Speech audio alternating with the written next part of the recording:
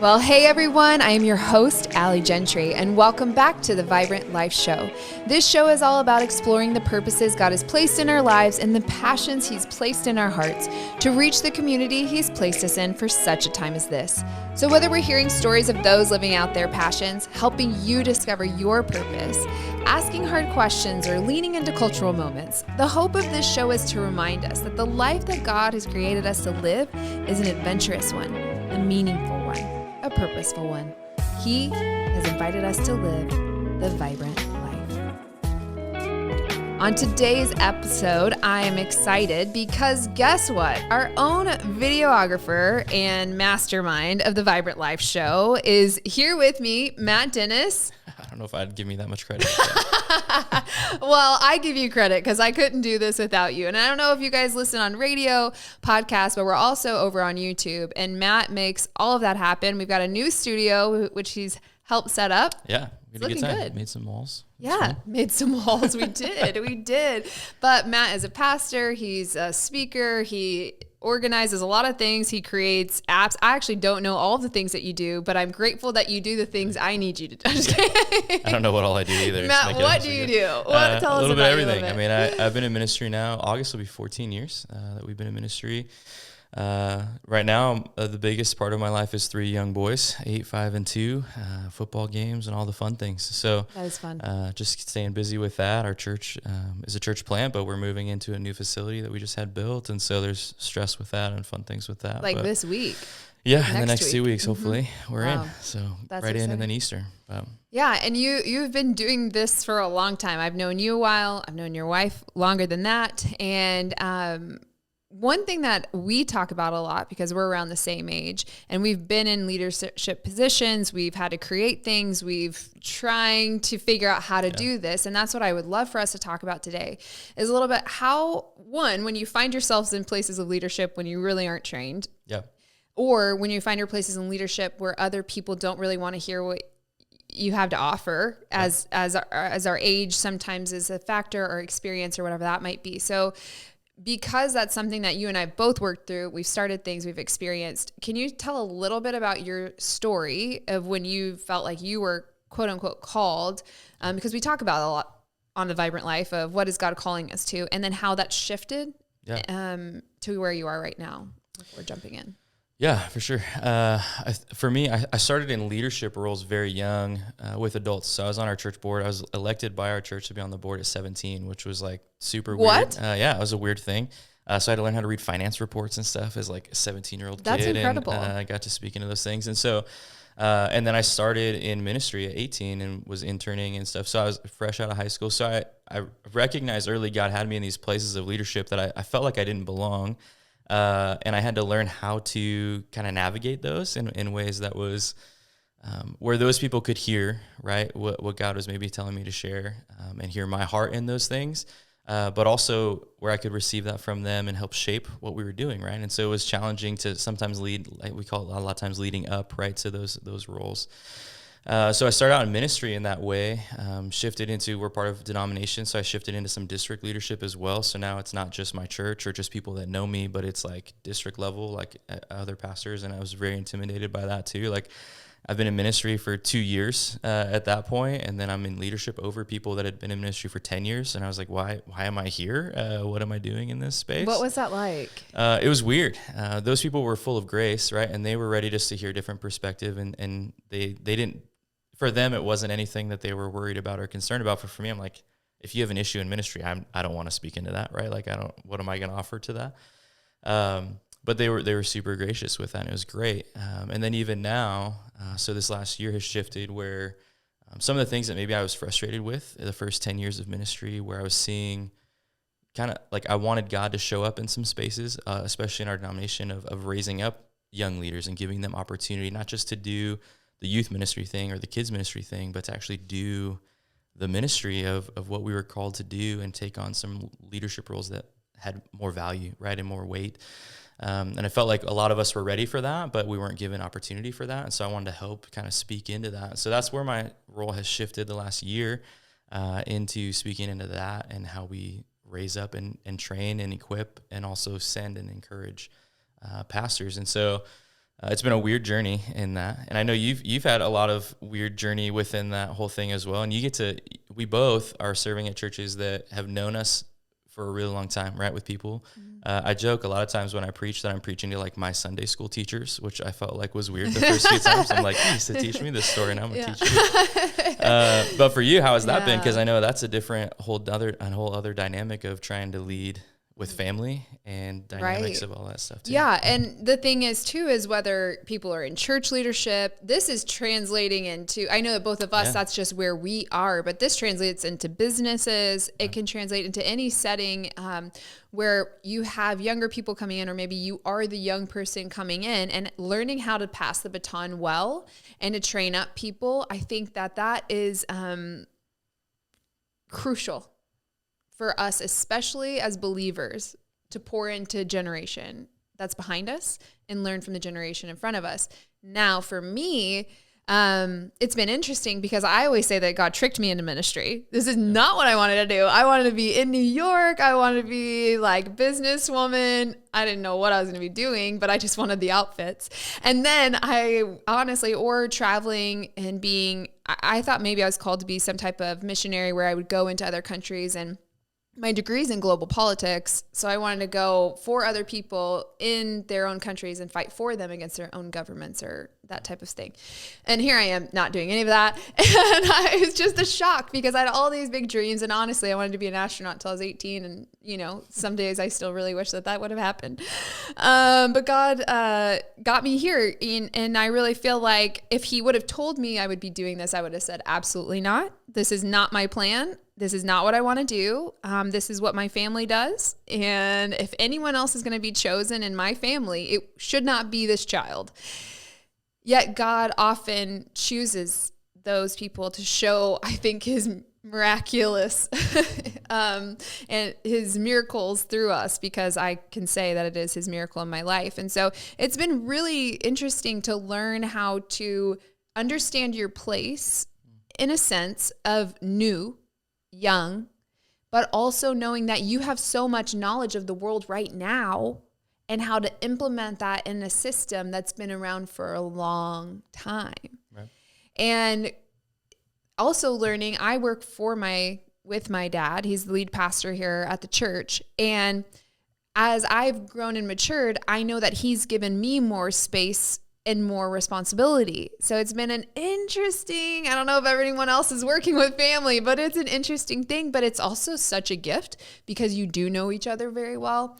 But I found it sometimes challenging actually in other places that I serve, other things that I work in, where I don't actually have the full leadership capacity or knowledge of what I'm doing. Like when I started Arise, I had no idea what I was doing.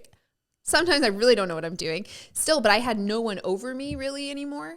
And I think even in that sense, as a young leader, trying to learn those things, having people around me who are older, who can speak into me, but also stepping fully into what God has called me to do at this age, and not letting age be a factor or a deficit.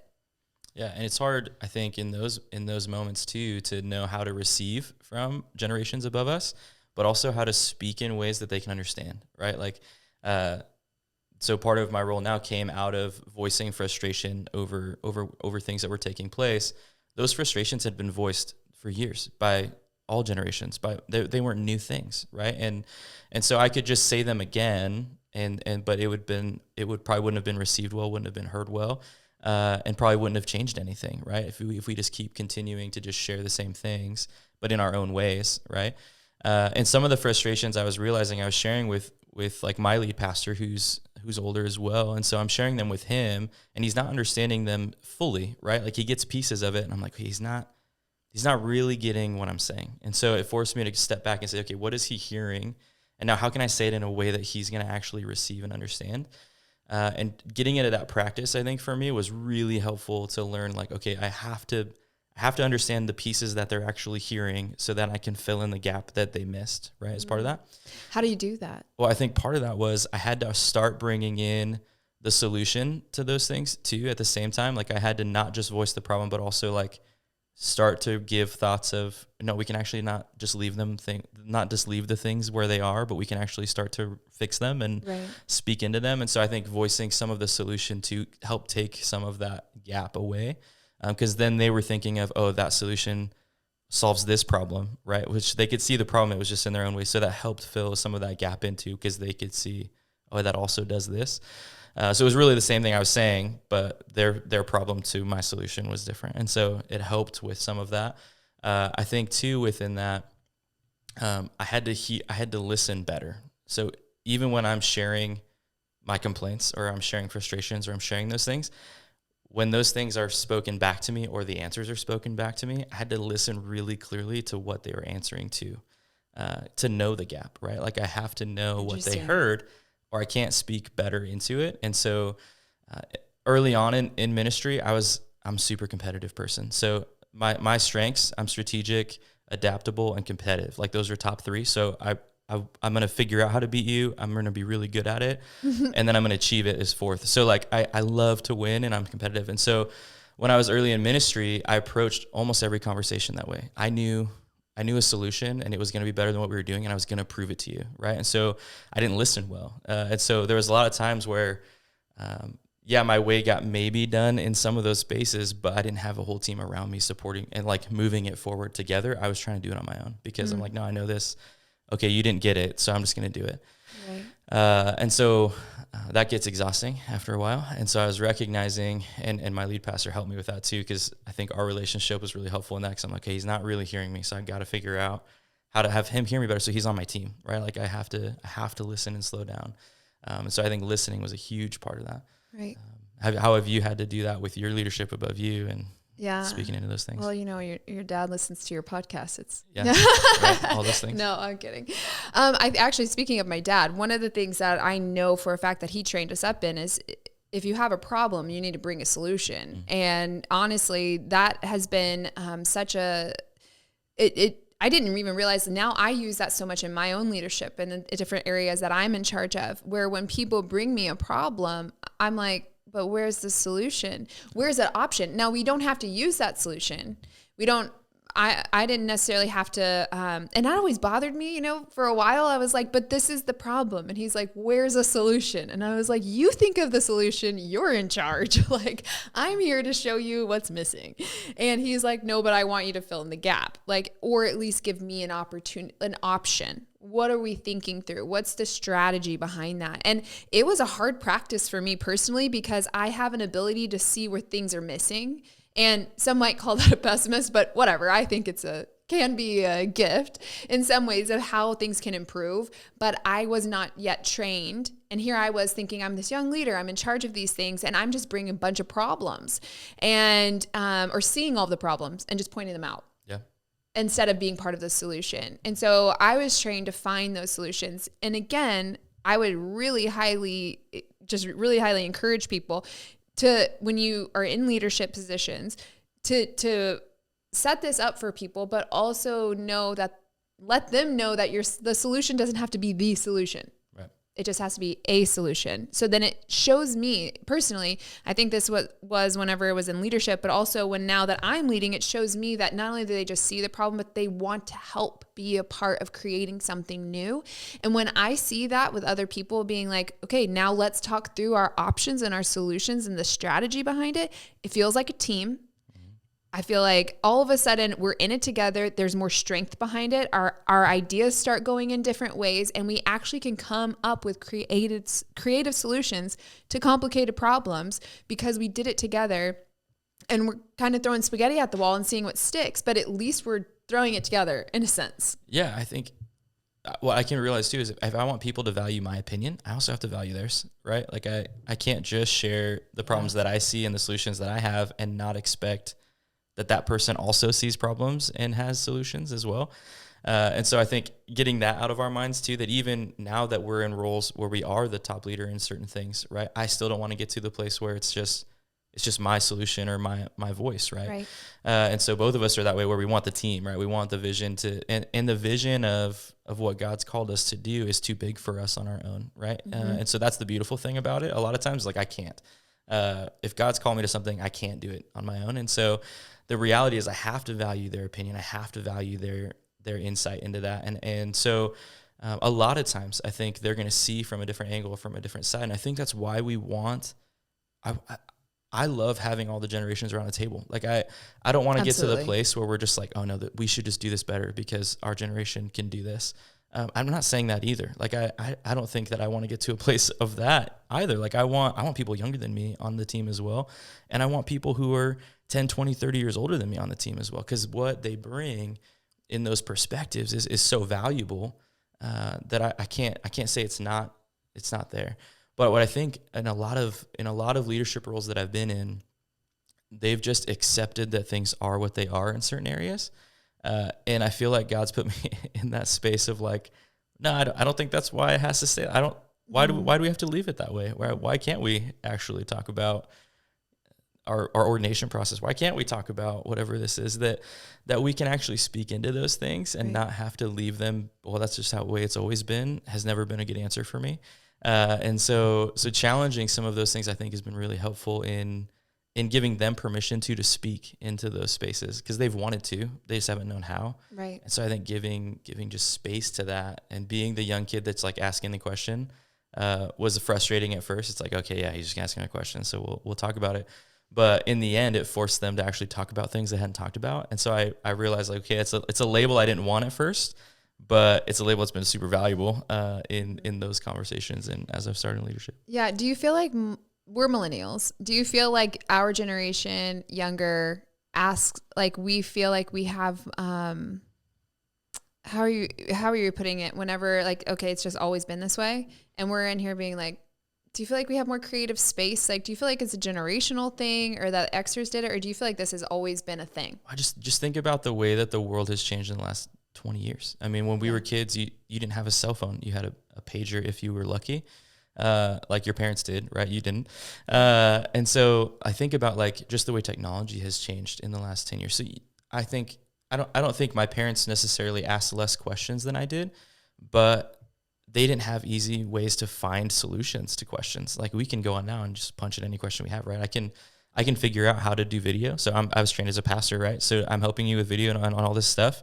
YouTube, like I could just, how do I fix white balance? How do I fix color? Like things that I didn't know, I can learn at the touch of a button. My parents couldn't do that. They could ask the question, but where do you have to find someone who specializes in that to ask the question. So I don't necessarily know if they like didn't ask the questions, but I think for us, like we just have the ability to find answers so much quicker than they did. Right. And so it's a totally different thing that we grew up in now. And so we get to benefit that, but the generations coming up behind us, I mean, my kids know how to do stuff now that I'm like, I didn't know how to do that till high school. You know, like they can operate a tablet just as well as I can and find whatever they want to find and know where to go to it. And when we don't know how to do something like that, you just look at YouTube. Like they just know that, right? They just expect that, hey, no question is off the table because we can learn whatever we want to if at the touch of a button.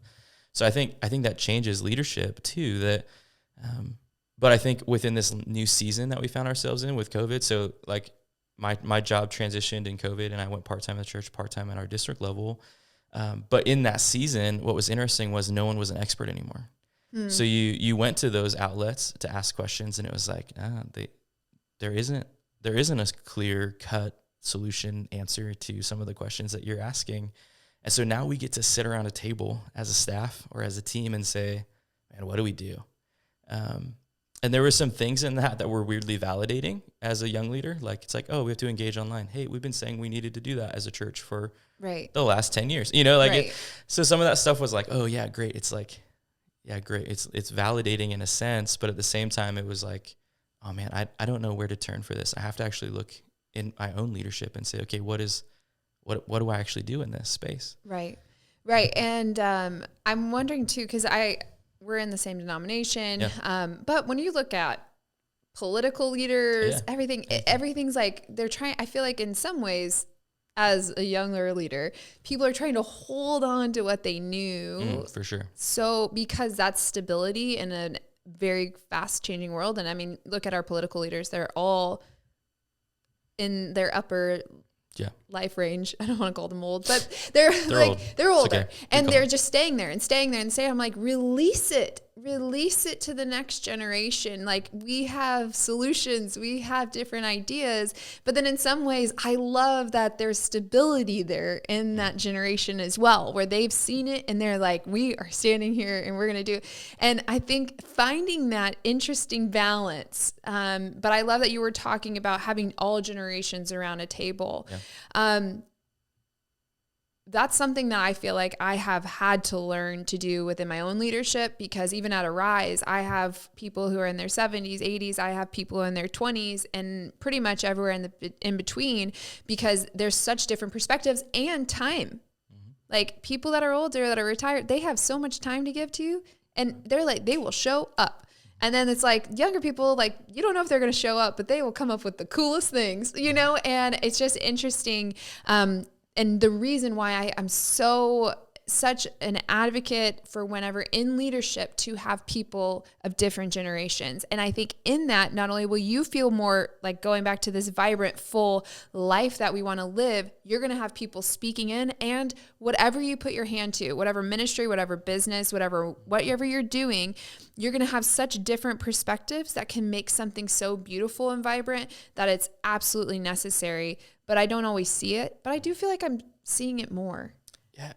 For me, the thing that furthers that conversation is when I've worked so hard for something to accomplish something, I don't want it to end with me, right? Like I need somebody to come up to me, because I want it furthered, right? Like, I want it taken further. You look at the story of like Moses and Joshua, right? Like Moses turns leadership over to Joshua, and Joshua leads the people in the promised land. Like, it goes further, right? Moses takes them through the wilderness. He takes them out of Egypt. He does the thing, but it's actually accomplished in the next person that takes over. Joshua doesn't take a next person on. There's nobody after him. And so you lose the handoff. It drops off. And it's like this whole generation now doesn't know the story because Joshua didn't turn it over. And so for me, like, as I've been in ministry, or as I've been in anything, like, I don't want what I do just to end with me. And so I have to bring somebody with me. And I also have to know when the right time is to give it to them and let them take it and move forward with it. And I think, we work in a denomination that doesn't really, our polity doesn't lend itself to that, right? Where, like, if your dad retired in 10 years, it's not guaranteed that he gets to pick his successor, right? When he retires, the whole staff puts in their resignations, and the next person can choose to accept those or leave people on staff, right? Like, they get the choice.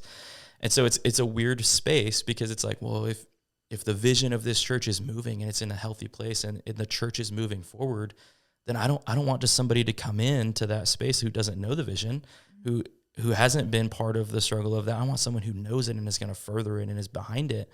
And so in my mind, like, you can't do leadership without wanting to know who's coming behind you and turning it over to them to take it further. Right. And that doesn't necessarily mean you have to be out of all the conversations, right? Like, it can be that you're still voicing that, you're still involved, but you're just taking a different space in that. But how have you felt about it with Arise? Like, how you've started this thing?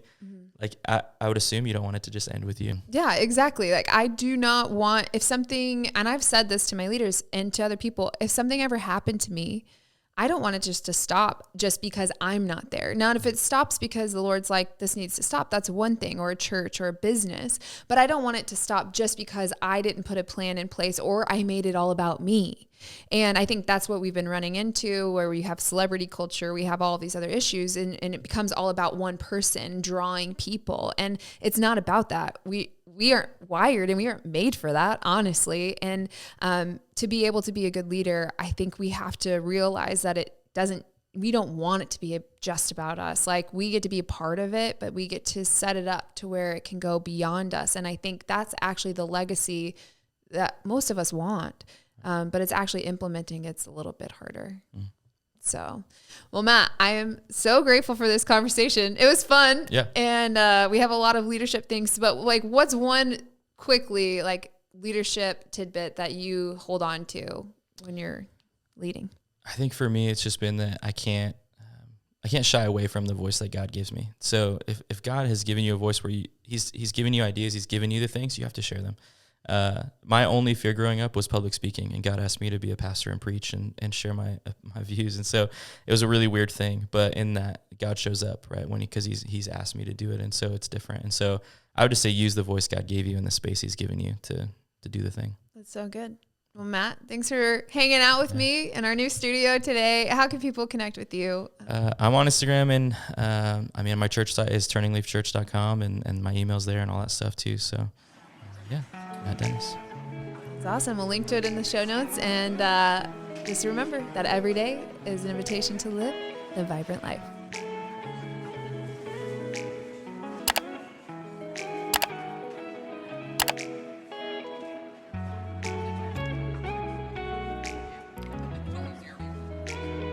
Thank you for joining me on the Vibrant Life Show. I would love to connect with you and get to know you. My favorite place to hang out is over on Instagram at allie.gentry or over on Facebook.